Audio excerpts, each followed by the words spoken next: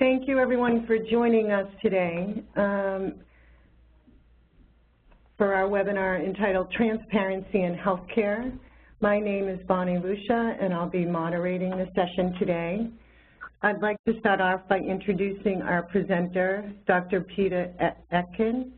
Dr. Oettgen is Editor-in-Chief of DynaMed Plus. He's board certified by the American Board of Internal Medicine and Cardiovascular Medicine. He's a fellow of the American College of Cardiology and of the American Heart Association. Peter is an associate professor at Harvard Medical School and the director of preventive cardiology at Beth Israel Deaconess Medical Center. Before we begin, I'd like to just take a moment to go over a few housekeeping items. This presentation is scheduled for an hour. We'll set aside time at the end for a Q&A period. Please feel free to submit any questions you have during the session to me via the Q&A box on the right-hand side of the screen. At the end of the presentation, we'll go through your questions and answer as many of them as time allows. If we do not have sufficient time to answer all questions, we will respond to you directly within the next day or two with answers. The session is being recorded, and the recording will be made available to you in the coming days. Please be advised that we have muted all audio lines to avoid feedback or interruption during the presentation, and we thank you in advance for keeping your line muted throughout the event. Again, feel free to use the chat box to communicate with Peter and myself regarding any questions that you might have during the session. Peter, I'd like to hand it over to you now to begin your presentation. Thank you very much, Bonnie, and thank you for that kind introduction. It's a pleasure to be here and have the opportunity to speak today. I'd like to begin by reviewing some of the main objectives of my presentation. I'm going to start with giving you a little bit of a historical perspective on how medical knowledge was acquired, and then show the importance of evidence-based medicine and how it can change clinical practice. The focus of this talk is mainly on the importance of transparency as a critical component of evidence-based medicine, and as that applies to a number of different things, including medical decision-making, guideline development, shared decision-making with patients, and hospital reporting. And then finally, to make this very practical and real, is to review a complex representative clinical case and how we can use shared decision-making and evidence-based medicine in that process. By way of historical background, in the 60s, 70s, and early 80s, a lot of how physicians were trained is through essentially working with colleagues with years of experience, and then they would become experts over time by additional years of experience, and that knowledge was essentially shared from one physician to other groups of physicians. There was some effort towards guideline development, consensus opinion often. We often refer to this way of making recommendations as the gobset principle, or good old boys sitting around a table. So in other words, people would just get together and share their experiences and basically come up with a consensus. We still do that to some extent in guideline development, particularly when there is very little or no clinical research evidence.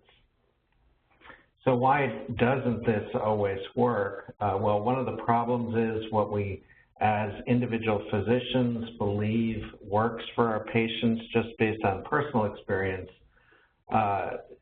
doesn't always translate into good care and may even in many cases be harmful.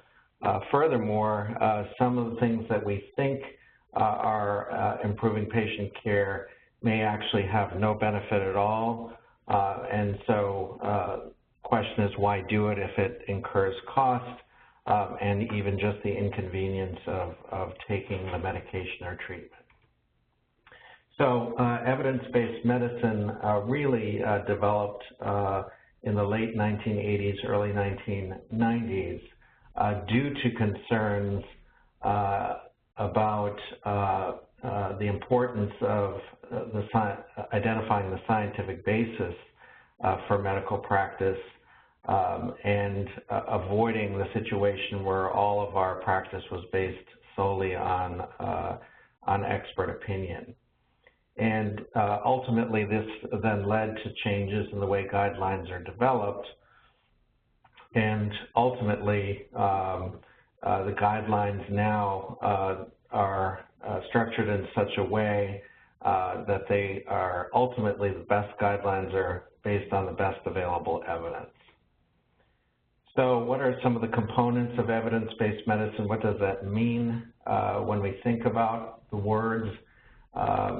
Certainly one of the key aspects of it is identifying the important clinical research supporting medical practice and assessing the quality of that. That's something we call critical appraisal.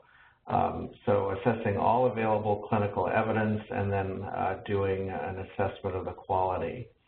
Another concept is clearly understanding which patient populations clinical studies apply to. We often use the term PICO, or which stands for which population does the clinical study apply to, what intervention was done, what was it compared to, the comparators, and ultimately what outcomes did it affect.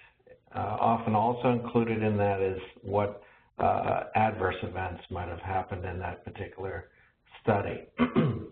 And then ultimately, on the basis of understanding the quality, the population intervention, how does this apply to our daily clinical practice? So these are really the key aspects of evidence-based medicine. So I want to start with a clear example from historically how this gives a good example of how studies can change medical practice. When I was a resident in internal medicine in the 80s, we would often see patients in the coronary care unit after myocardial infarction that were having so-called extra beats or PVCs, and the thought was that they were at increased risk for sudden death. So it was general practice at that point to consider suppressing those, and if we could decrease the number of PVCs, our thought was that that would lead to a reduction in sudden death or other forms of death. However, there wasn't clear evidence to support that, and at about that time, the CAST trial, or cardiac arrhythmia suppression trial, was initiated, and it was designed to test the hypothesis of whether treating patients with antiarrhythmic drugs would improve survival in those that had increased numbers of PVCs after myocardial infarctions. Now, many physicians were very reluctant to enter their patients into this trial because they were fairly confident that it was putting their patients at risk. Nevertheless, a large trial was conducted, and the results of that trial are shown in this slide, published in the New England Journal of Medicine, 1989. On the left side is a Kaplan-Meier curve for survival over a period of about 2 years, and a little less than 2 years. And what it shows that over that time frame, in terms of sudden death or cardiac arrest, that there was a much greater incidence in the patients treated with the antiarrhythmics, the lower part of that graph, compared to patients not treated with any antiarrhythmic. Furthermore, if one looked on figure 2 on the right, essentially for any cause of death over that same time period of about 500 days, there was about a 6% worse survival in patients with the antiarrhythmic drugs. So on the basis of that, the practice of suppressing PVCs with anti-arrhythmic drugs is no longer done. So when we talk about transparency in medicine, we've touched on evidence-based medicine. What do we mean about transparency? So transparency in medicine has several components. It's the clarity of knowing all the available treatment or diagnostic choices for a patient, the rationale for choosing one option over another, really knowing what the benefits and harms are for each approach, and full disclosure of that. For our patients and for healthcare professionals, transparency requires the availability of that full information, but it also requires a collaborative approach and ultimately allowing the patients and physicians to make decisions together. Finally, and most importantly, it's a lack of hidden agendas. It's not hiding things from patients or hiding various aspects of the treatment from patients so that there is, in a sense, full disclosure. So what do we mean by transparency in medical decision-making? We want to make sure that patients are aware what the actual basis, the research basis is for medical decisions. How strong is the clinical evidence that supports the decisions? And in some cases, there may be relatively little evidence, but being transparent when it's due predominantly to opinion and a lack of clinical experience, clinical trial data.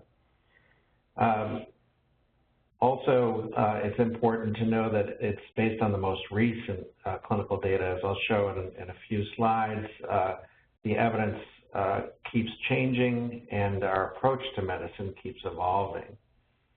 And lastly, just to clearly define the benefits and the harms, we often make recommendations, but patients are very concerned about potential side effects of being transparent about both the benefits and the harms. So as I mentioned, medicine continues to evolve, and so one of the challenges all clinicians face is staying current with the literature. And so what might have been true 5 years ago, new studies come out which may either refute or at least modify findings from previous studies. What are some of the causes for these changes? Sometimes it's as a result of larger studies that show a slightly less prominent effect, or maybe the design of the original studies wasn't adequate, and so better designed studies may actually refute the previously published studies. So as an example of how often this occurs, a study by Ioannidis published in JAMA in 2005, he looked at 45 of the most highly cited original clinical studies over a period from 1990 to 2003. All of these studies at that time had been cited over 1,000 times. And of these studies, these were primary studies, 16% were actually contradicted by subsequent studies, so reversed the findings. 16% the results had been overstated and found to have much smaller effects, and in a full other 24%, they have yet to be replicated. So you can see that it's clear that a lot of the evidence we have will continue to evolve, and we need to keep track of that. So in terms of guideline development, there's been obviously a big shift towards evidence-based medicine, and that's a big part of the improvements in guideline development. Some of the challenges we face in guideline development, there are many factors affecting what recommendations are finally made. Some recommendations may be solely based on the basis of clinical experience. And a big part of good guideline development is being transparent about the process, who the individuals are on a guideline panel, the process of what evidence is used, and ultimately how the recommendations are made. So the overall goals of having clinical practice guidelines are to reduce unwanted variation, to have standards essentially for how medicine is practiced, and to ultimately make recommendations that are based on the best evidence. The ultimate goal is to lead to consistent, efficient, and high quality care. So as a result of these challenges in guideline development, the Institutes of Medicine developed a set of 8 guiding principles for the development of clinical practice guidelines, and the number one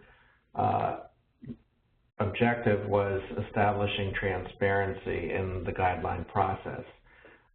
The others are listed here, but some of the important ones are disclosing conflicts of interest, establishing how the evidence is identified using the highest quality evidence or systematic reviews, and making sure the recommendations are clear and concise, easily understandable.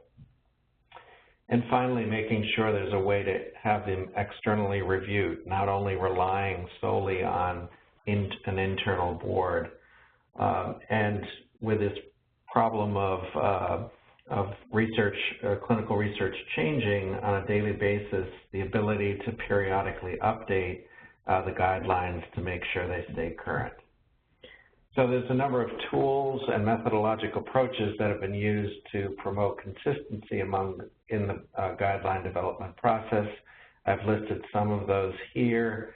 The AGREE tools are used to appraise the overall, how the guidelines are developed and evaluate their overall quality. ADAPT is a tool that actually allows guideline developers to use pre-existing guidelines and make them relevant for their particular country or region.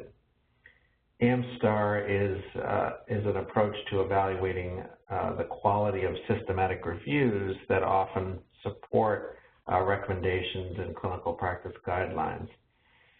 And then finally, a process, a methodologic process for guideline development, which is used by many guideline developers, is a process called GRADE, which stands for Grading of Recommendations, Assessment, Development, and Evaluation. And this is a methodologic approach to providing consistently high-quality recommendations during guideline development. So I'd like to just briefly touch on one of these, the GRADE approach, the last one that I mentioned.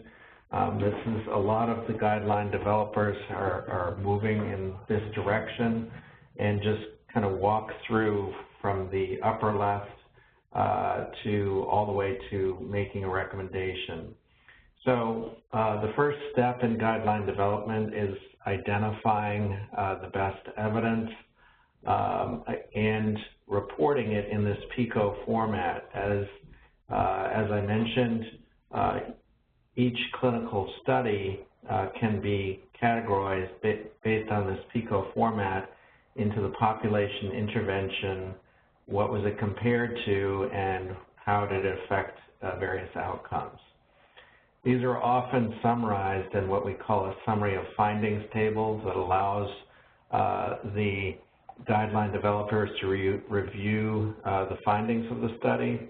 And then an important step is to rate the quality of the evidence. How good was the clinical trial? How solid is the evidence? After the evidence is graded, then the next step or the next process is really, in terms of developing recommendations, is what we call the evidence to decision or evidence to recommendation framework. And this is essentially where things like the benefits of a particular intervention are compared to the harms. You take into account the values and preferences of patients, the overall feasibility of using the recommendation from a cost perspective and other perspectives. And then finally also, the strength of the recommendation is often based on, at least in part, on the strength of the quality of evidence. So it's a complex process, but one of the major features of GRADE is that it led the way in terms of separating out the evidence assessment as a very critical first part before going to the next part of taking into account these other factors. So the quality of evidence was separated from the rest of the recommendation process. So as I mentioned, evidence keeps changing. This can ultimately affect recommendations. We all know the term clinical practice changing studies. So what are the solutions to keeping guidelines current? As many of you know, many of the major organizations will only have their guidelines updated every 3 to 4 years. Some of the thoughts in terms of guideline developers, could we ultimately have an online updating system, or where guidelines were essentially kept current by it being online? So this is a way that guidelines are developers are moving towards, and ultimately, hopefully, we'll have something that will be more virtual in terms of updating. So when we talk about transparency for patients, why is transparency for patients important, and what were some of the barriers, what have been some of the barriers historically? In the past, patients essentially trusted the decisions of their doctors without question, even though they might have had concerns about things like side effects or what the alternatives were. Patients were often intimidated to ask questions. And from a doctor's or clinician's perspective, the time may have been very limited. Even today, the average time spent with a patient ranges from 8 to 12 minutes for an average visit. So there are time constraints with a busy practice. And some physicians or many clinicians are also uncomfortable with, multiple questions or being questioned at all. So these are what I would perceive as some of the barriers to transparency. But the reasons why patients are seeking out transparency is they want to understand better what the results of their studies are. They really want explanations of what the tests mean. They're often now seeking second opinions to get the information that they want in terms of different options. And they're often in a situation where they really have to be their own advocates for better care. So why does transparency for patients matter? First and foremost, doctors don't treat all patients in the same way. Some styles may suit one patient better than another, and taking into account patients' values and preferences is important. And so as a result, as I mentioned, they often seek out second opinions. And also the results of treatment may be different in different practices or different hospitals. So they want to be aware of these differences. Finally, patients feel enabled or empowered by a better understanding of their disease. They feel more in control. So this facilitates their treatment. What can be done at the hospital level to make healthcare more transparent? Again, as I mentioned, there may be differences between hospitals at the physician level, multiple levels. So many of the top academic hospitals are reporting success rates for surgical procedures, say bypass surgery, for example, or other types of surgery, infection rates compared to other hospitals, safety rates while in the hospital, from falls, elderly patients, for example, and the doctor's success rates, the transparency in knowing how well does a physician do compared to other physicians with various procedures. And then also the availability of patient evaluations of their own doctors can be helpful in deciding which physician to choose. And lastly, what a big trend of late is full access of patients to their medical records.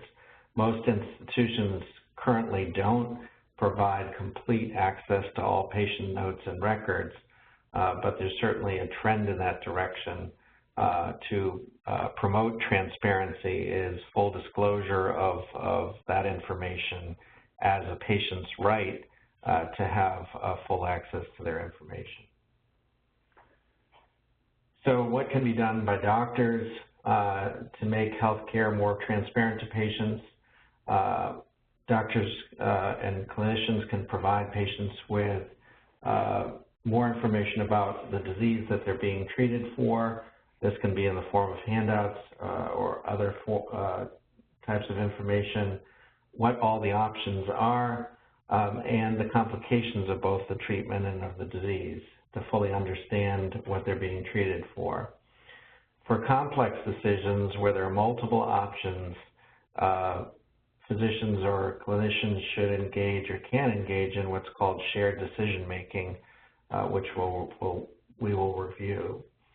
So the goals of shared decision-making are to provide patients with accurate, individualized estimates of the benefits and harms of different options, to provide the information in a way that's easy for patients to understand, and also to elicit what the patient's values are to determine what's important to them in terms of benefits and harms. And then ultimately to align the ultimate treatment decisions with the patient's preferences, get them engaged in the process, and ultimately be a big part of the final decision, so supporting patient autonomy. So to make that more real, I've chosen a clinical case that I frequently see in my practice to really show how transparency is important. This particular patient is a 70-year-old woman with diabetes and hypertension who presented to my office with new onset atrial fibrillation. So some of the things that would go through my mind is that I need to most likely anticoagulate her, but in order to do so, I want to understand what a risk of stroke is, what a risk of bleeding is before and after treatment with an anticoagulant, and how do all the available options compare? And ultimately, what information can I provide her to make that decision easier to make? So the challenges facing clinicians with such a patient, like when I'm in the office, is how do I know what her risk of stroke is? What tools can I use? The same for bleeding.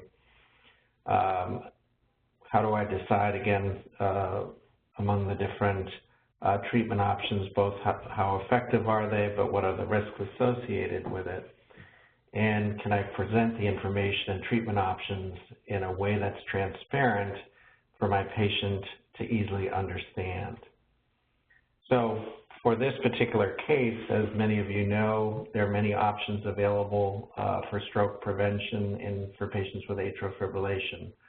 There's multiple anticoagulants, there's warfarin, there's the novel oral anticoagulants, some of which are listed here, antiplatelet agents, and then there's a procedure called left atrial appendage closure, a device that can be used to essentially close off the left atrial appendage, a major source of clot in the left atrium of the heart. So what we'd ideally want to do is personalize the treatment options for this individual patient. We'd want to just determine the stroke risk for her. we'd want to determine the bleeding risk for her and then compare the treatment options, taking it into account what the stroke and bleeding risks are for this particular patient. So in collaboration with some of my colleagues at Beth Israel and the work that we're doing here at EBSCO for DynaMed Plus, we've developed a tool called a decision aid, an AFib decision aid, that allows us to do some of these things more quickly. And so this is a tool where one can essentially personalize identification of the stroke risk using the CHADS-2 score and the bleeding risk using the HAS-BLED score. So if we simply enter by clicking off the right sections here, my patient is a woman, she's 70 years old, she has diabetes and hypertension. You can see now right in front while I'm doing this with her quickly show her that her risk of stroke is almost 10%, and her bleeding risk is considerably lower than that, about 1.4%. So with a few clicks using this decision aid, I've already shown her two of the important things I wanted to determine. Now, if I want to look at the treatment options, I would go to the second section of this particular decision aid, and what it would show me is all the different treatment options available, which include warfarin, the various NOACs, antiplatelet agents, and the left atrial appendage closure. I can choose up to 3 of these, but even on this screen, it will provide me with the annual stroke risk and annual bleeding risk. But in order to personalize this for my patient, I would first enter the same things before viewing the treatment options, and now the list of options has been personalized. So the annual stroke risk with the anticoagulants now is personalized based on her starting stroke risk and her starting bleeding risk.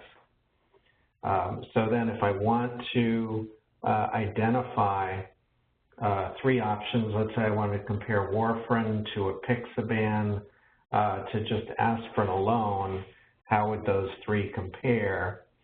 And so I would proceed to then get essentially a plot of warfarin. You can see on the top warfarin, apixaban, and aspirin. It would give me the brand name, mechanism of action, but more importantly, what is her relative risk reduction of stroke, and what's her absolute risk? So as I mentioned before, her stroke risk started at 9.4. It's gone down to 3.2 with warfarin, a little under 3 with apixaban, and is still pretty high at anywhere from 6.5 to 9 with aspirin, depending on the data. And then in terms of complications, the bleeding risk is the highest, most important side effect. And with warfarin, it's at 4.2. It's almost doubled with warfarin.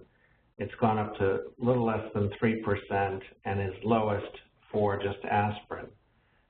So what we have to do in terms of a decision for a patient is decide the balance between the stroke reduction and the bleeding risk. And so you'd have to decide as a clinician which of these 3 options is most favorable for the patient.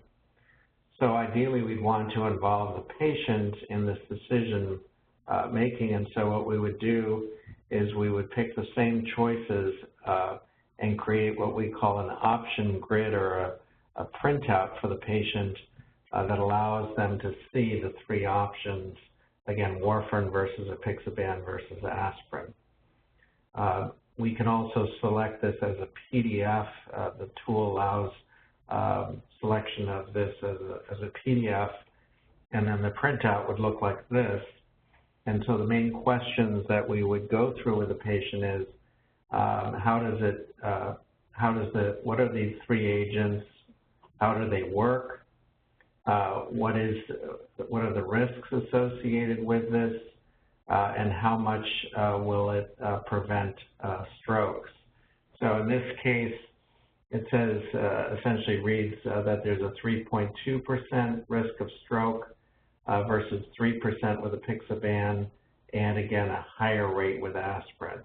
The next part is the bleeding risk. It's 4.2% with warfarin, somewhat lower with apixaban, 2.9, and the lowest with aspirin, 1.5. Goes into side effects. Are the drugs reversible? And will it have any effect on my daily life? So this could then be printed out for the patient and then discussed. You could also send it to the patient prior to their visit if that would facilitate more rapid discussion. So I think I'll end there. I want to thank you again for your attention. I wanted to leave enough time for questions, but want to conclude with the concept of transparency is a critical aspect of medicine. It facilitates better care and a greater satisfaction among patients when they fully understand the treatment options available to them and make the final decisions aligned with their values and preferences. Thank you very much. Thank you, Peter. We do have a couple of questions. The first question is, why do recommendations from different guideline groups sometimes differ? Sure. So that's a very common scenario.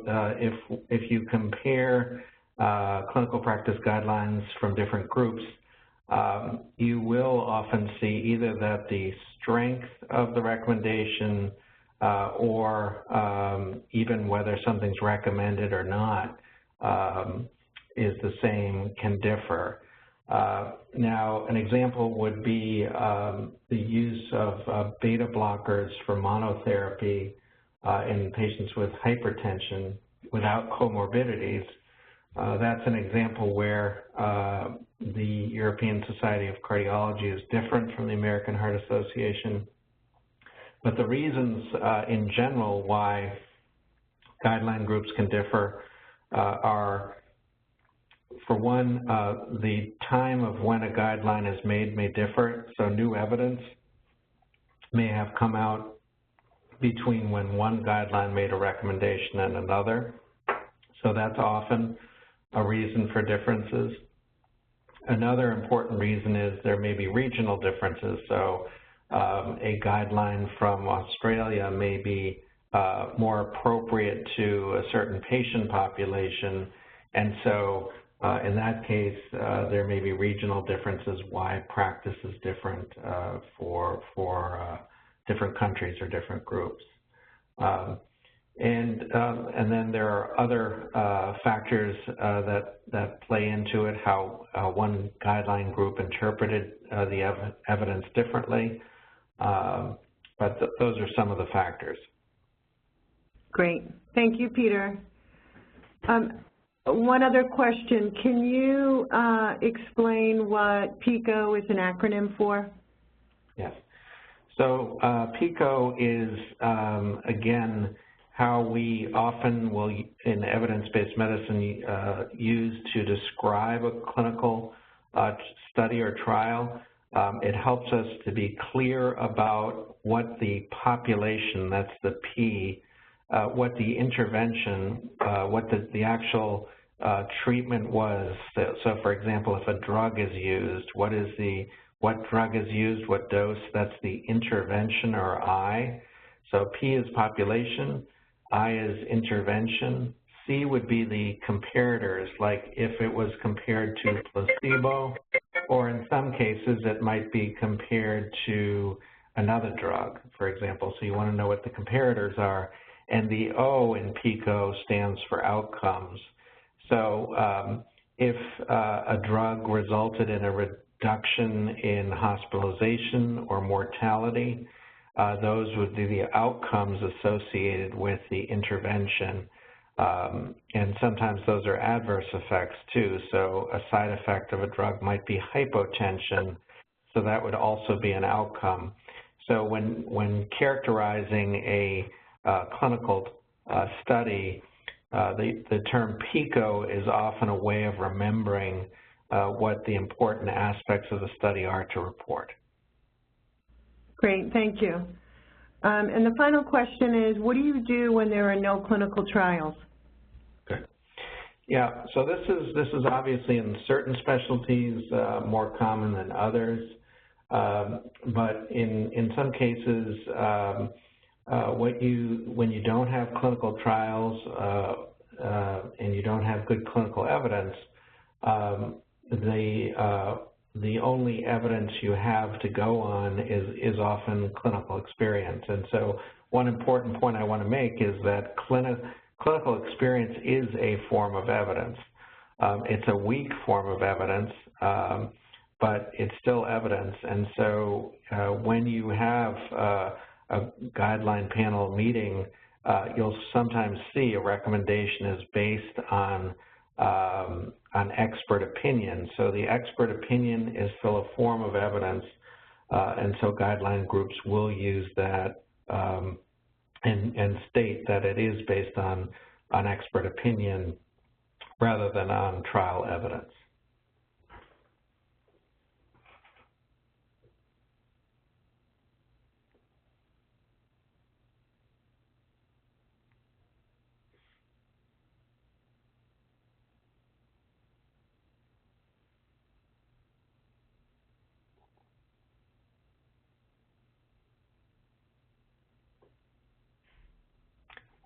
Are there any other questions?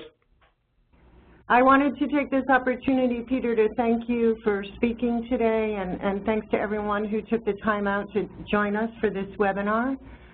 We will be sending out the recording to all folks who registered, so you should get that within the next few days. And again, thanks everyone for attending. Thank you very much.